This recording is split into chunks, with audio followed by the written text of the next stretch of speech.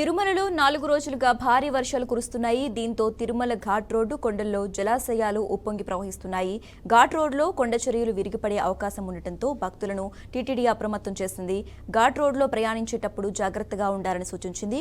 మరో 2 రోజుల పాటు వర్షాలు కురిసే అవకాశం ఉండటంతో తిరుమల కొండపై ఉన్న ప్రాజెక్టులోకి భారీగా వరద నీరు చేరుతుంది. అటు తిరుమలలో భక్తుల రద్దీ సాధారణంగా ఉంది. సర్వదర్శనానికి 8 గంటల సమయం పడుతోంది. ఇక ఇదే అంశానికి సంబంధించి మరింత సమాచారం మా ప్రతినిధి గోపి ఫోన్ ద్వారా అందిస్తారు. గోపి, తిరుమల కావచ్చు, తిరుపతి కావచ్చు, విపరీతమైన వర్షాలు కురుస్తున్నాయి. ఈ అకాల వర్షాల కారణంగా తిరుమలకి వెళ్ళిన భక్తులు కూడా చాలా అవస్థలు పడుతున్నారు. గదులు, కాటేజీలు దొరక్క ఒకవైపు ఇబ్బందులు పడుతుంటే మరోవైపు స్వామి దర్శనానికి కూడా వర్షంలోనే అక్కడెక్కడ తడుస్తూ వెళ్తున్న పరిస్థితి. అయితే దాదాపుగా ఒక 7-8 గంటల సమయం స్వామివారి దర్శనానికి సమయం పడుతుంది.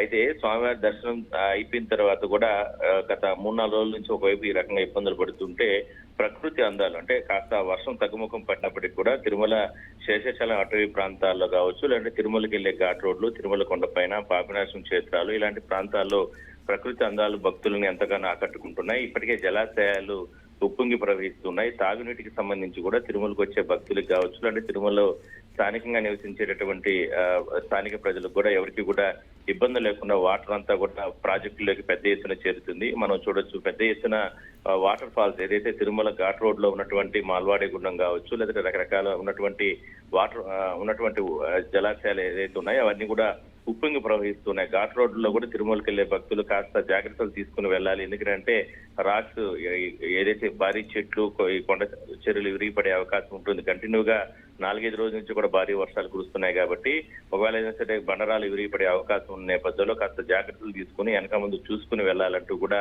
కొండ ప్రాంతానికి దగ్గరలోకి వెళ్లకుండా దూరంగా రోడ్ సైడ్ వెళ్ళాలి అని అంటూ కూడా టీటీడీ కూడా విజ్ఞప్తి చేసింది. ఏదైతే ఈ ప్రమాదకరంగా ఉన్నటువంటి ప్రాంతాలు ఏదైతే ఉంటాయో ఘాట్ రోడ్ లో అక్కడ కూడా ప్రత్యేకంగా టీటీడీ సిబ్బందిని కూడా ఏర్పాటు చేయడం జరిగింది. గతంలో కొండ చర్యలు విరిగినటువంటి ప్రాంతాల్లో మొత్తం మీద చూస్తే తిరుమలకి వెళ్ళేటువంటి భక్తులకి ఒకవైపు అంటే రద్దీ సాధారణ స్థాయిలో కొనసాగుతూ ఉంటే స్వామి దర్శనానికి 7-8 గంటల సమయం పడుతుంటే ఈ గత 3-4 రోజులు కురిసేటువంటి అకాల వర్షాల కారణంగా కాస్త అంటే ఇబ్బందులు పడినప్పటికీ కూడా ఈ వాటర్ ఫాల్స్ అనేది కావచ్చు, లేదా తిరుమలకి వెళ్ళే జలాశయాలని మాత్రం ఆకట్టుకునే రకంగా ఉప్పొంగి ప్రవహిస్తున్నాయని మనం చెప్పొచ్చు. Shashi. Okay, right. Thanks for updates Gopi.